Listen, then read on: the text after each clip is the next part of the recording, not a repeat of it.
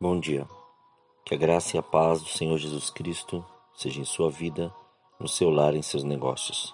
Quero agradecer a Deus por permitir entregarmos nossas primícias a Ele e juntos desfrutarmos de mais um dia dessa palavra que se encontra no livro de Apocalipse, capítulo 3, versículos 1 a 6.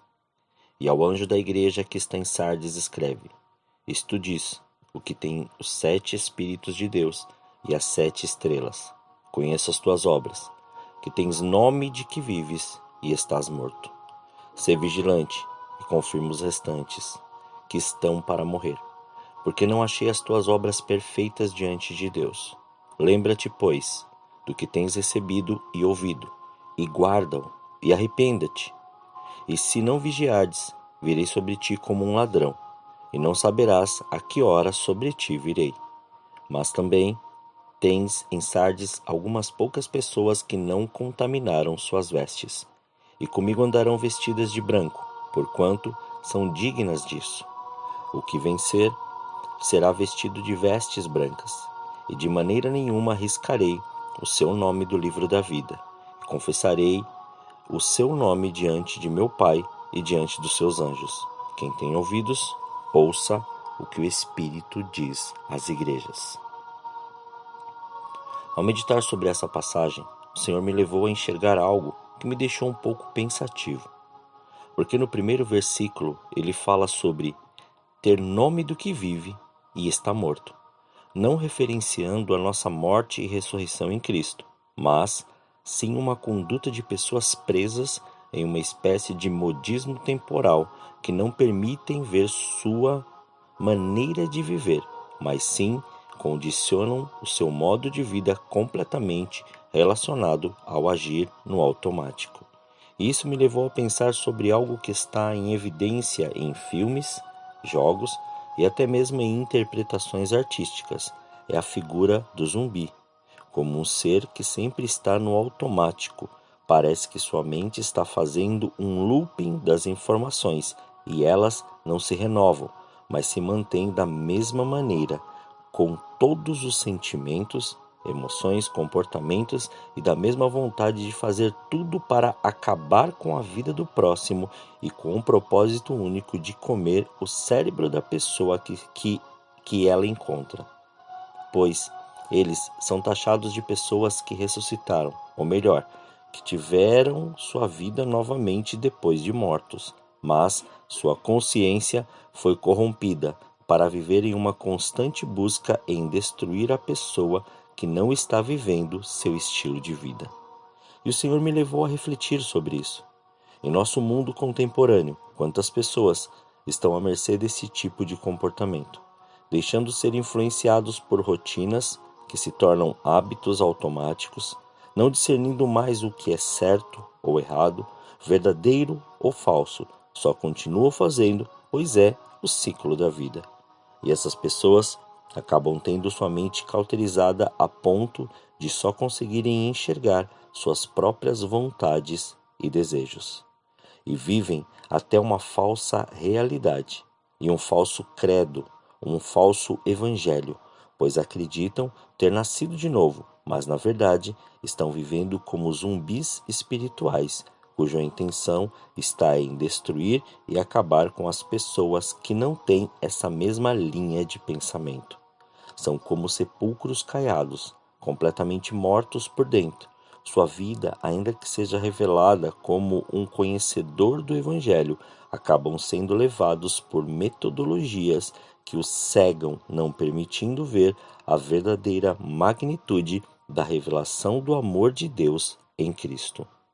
Estão tão presos em suas convicções que, como escribas e fariseus, acabam sendo levados a todo tipo de atrocidades, dizendo e afirmando estarem fazendo a vontade de Deus. Mas como fazer a vontade, ou como fazer algo que denigre e mata e acaba com o próximo? Estão simplesmente influenciados pelo cansaço de suas mentes, pela dedicação de uma inconstância da prática da palavra, e pela ignorância de uma vida regenerada e restaurada em Cristo Jesus pelo Espírito Santo. Por isso, seu comportamento sempre revela suas intenções e acabam priorizando as coisas deste mundo como algo tão valioso que, se conquistarem, cumprirão seu objetivo. Zumbis espirituais, se podemos assim dizer, são aqueles que vivem na certeza de estar fazendo algo para agradar a Deus, mas na verdade estão satisfazendo suas vontades e desejos, e não conseguem discernir que suas atitudes estão matando e destruindo as mentes e emoções das pessoas, uma vez que são manipuladores e autoritários, sempre engajando pessoas pelo medo e não pela presença de Deus. Mas o Senhor continua falando que para isso ser mudado, uma atitude de continuidade e transformação precisa ser feita. E diz que a vigilância levará a confirmar essa mudança para os que estão ainda necessitados dessa verdade e não foram corrompidos. E para que isso aconteça, temos que guardar tudo o que temos recebido e ouvido, e após confirmarmos isso, temos que nos arrepender, pois nossa vigilância nos deixará atentos à vinda de Cristo e à manifestação do seu reino, pois através dessa atitude conseguiremos viver de uma maneira diferente, com as vestes limpas e brancas como a neve, totalmente livres de qualquer contaminação, e oriundos dessa verdade, estaremos nos movendo através do Espírito Santo para levar este evangelho de transformação para todos que necessitam. Pois é isso que buscamos. Como reconhecemos Jesus diante dos homens, que ele nos faça conhecido diante de Deus e dos anjos, para que haja a manifestação dos filhos de Deus em sua plenitude e sua graça. Compreendeu? Que não é simplesmente achar que está tudo bem, que não é viver no automático e naquilo que foi condicionado há anos, mas sim uma ressurreição legítima, onde mostra a renovação da mente com uma consciência de atitudes que levam à vida e não à morte.